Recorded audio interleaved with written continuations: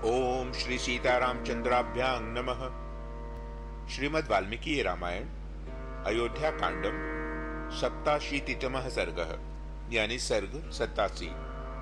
इस सर्ग में भरत की मूर्छा से गुह, शत्रुघ्न और माताओं का दुखी होना, होश में आने पर भरत का गुह से श्री राम आदि के भोजन और शयन आदि के विषय में पूछना और गुह का उन्हें सब बातें बताना। गुहस्य वचनं श्रुत्वा भरतो भृशं प्रियं ध्यानं जगाम तत्रैव यत्र तच्छ्रुतं प्रियम। गुह का श्री राम के जटाधारण आदि से संबंध रखने वाला अत्यंत अप्रिय वचन सुनकर भरत चिंता मग्न हो गए। जिन श्री राम के विषय में उन्होंने अप्रिय बात सुनी थी, उन्हीं का वे चिंतन करने लगे। उन्हें यह चिंता हो गई कि अब मेरा मनोरथ पूर्ण न हो सकेगा। श्री राम ने जब जटा धारण कर ली तब वे शायद ही लौटे। सुकुमारो महासत्वः सिंह स्कंधो महाभुजः पुंडरीक विशालाक्षः तरुणः प्रियदर्शनः प्रत्याश्वस्य मुहूर्तं तु कालं परम दुर्मणाः ससाद सहसा तोत्रैर हृदविद इव द्विपः। भरत सुकुमार होने के साथ ही महान बलशाली थे। उनके कंधे सिंह के समान थे, भुजाएं बड़ी बड़ी और नेत्र विकसित कमल के सदृश सुंदर थे। उनकी अवस्था तरुण थी और वे देखने में बड़े मनोरम थे। उन्होंने गुह की बात सुनकर 2 घड़ी तक किसी प्रकार धैर्य धारण किया। फिर उनके मन में बड़ा दुख हुआ। वे अंकुश से विद्ध हुए हाथी के समान अत्यंत व्यथित होकर सहसा दुख से शिथिल एवं मूर्छित हो गए। भरतं मूर्छितं दृष्ट्वा विवर्णवदनो गुहः बभूव व्यथितस्तत्र भूमिकंपे यथा द्रुमः। भरत को मूर्छित हुआ देख गुह के चेहरे का रंग उड़ गया। वह भूकंप के समान मथित हुए वृक्ष की भांति वहां व्यथित हो उठा। तदवस्थं तु भरतं शत्रुघ्नोऽनन्तरः स्थितः परिष्वज्य रुरोदोच्चैर विसंज्ञः शोककर्षितः। शत्रुघ्न भरत के पास ही बैठे थे। वे उनकी वैसी अवस्था देखकर उन्हें हृदय से लगाकर जोर जोर से रोने लगे और शोक से पीड़ित हो अपनी सुध-बुध खो बैठे। ततः सर्वाः समापेतुर मातुरो भरतस्य ताः उपवास कृशा दीना भर्तृव्यसन कर्षिताः। तदनंतर भरत की सभी माताएं वहां आ पहुंची। वे पति वियोग के दुख से दुखी, उपवास करने के कारण दुर्बल और दीन हो रही थीं। ताश्चितं पतितं भूमो रुदत्यः पर्यवारयन् कौसल्या त्वनुसृत्यैनं दुर्मनाः परिषस्वजे। भूमि पर पड़े हुए भरत को उन्होंने चारों ओर से घेर लिया और सब की सब रोने लगी। कौसल्या का हृदय तो दुख से और भी कातर हो उठा। उन्होंने भरत के पास जाकर उन्हें अपनी गोद में चिपका लिया। वत्सला स्वं यथा वत्स मुपगोह्य तपस्विनी परिपप्रच्छ भरतं रुदती शोक लालसा। जैसे वत्सला गौ अपने बछड़े को गले से लगाकर चाटती है, उसी तरह शोक से व्याकुल हुई तपस्विनी कौसल्या ने भरत को गोद में लेकर रोते रोते पूछा, पुत्र व्याधिर्न ते कच्चित् शरीरं प्रतिपादते अस्य राजकुलस्याद्य त्वदधीनं हि जीवितम्। बेटा, तुम्हारे शरीर को कोई रोग तो कष्ट नहीं पहुंचा रहा है। अब इस राजवंश का जीवन तुम्हारे ही अधीन है। त्वां दृष्ट्वा पुत्र जीवामि रामे सभ्रातृके गते वृत्ते दशरथे राज्ञे नाथे एकस्त्वमद्यनः। वत्स, मैं तुम्ही को देखकर जी रही हूँ। श्री राम लक्ष्मण के साथ वन में चले गए और महाराज दशरथ स्वर्गवासी हो गए। अब एकमात्र तुम ही हम लोगों के रक्षक हो। कच्चिन्न लक्ष्मणे पुत्र श्रुतं ते किंचिद प्रियम पुत्रे वा एक पुत्रायाः सह भार्ये वनंगते। बेटा, सच बताओ, तुमने लक्ष्मण के संबंध में अथवा मुझ एक ही पुत्र वाली माँ के बेटे वन में सीता सहित गए हुए श्री राम के विषय में कोई अप्रिय बात तो नहीं सुनी है। सह मुहूर्तं समाश्वस्य रुदन्नेव महायशाः कौसल्यां परिसान्त्वयेदं गुहं वचनं ब्रवीत।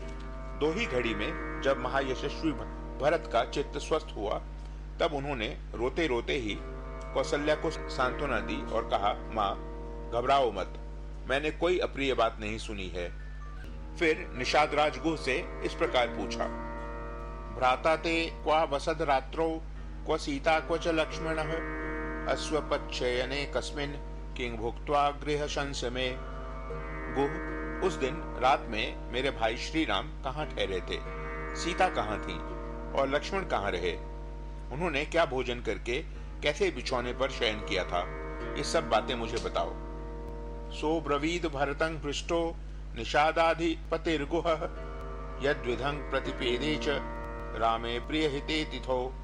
ये प्रश्न सुनकर निषादराज गुह बहुत प्रसन्न हुआ और उसने अपने प्रिय एवं हितकारी अतिथि श्री राम के आने पर उनके प्रति जैसा बर्ताव किया था वह सब बताते हुए भरत से कहा, अन्नमुच्चावचं भक्ष्याः फलानि विविधानि च रामायाभ्य वहारार्थं बहुशोपहृतं मया।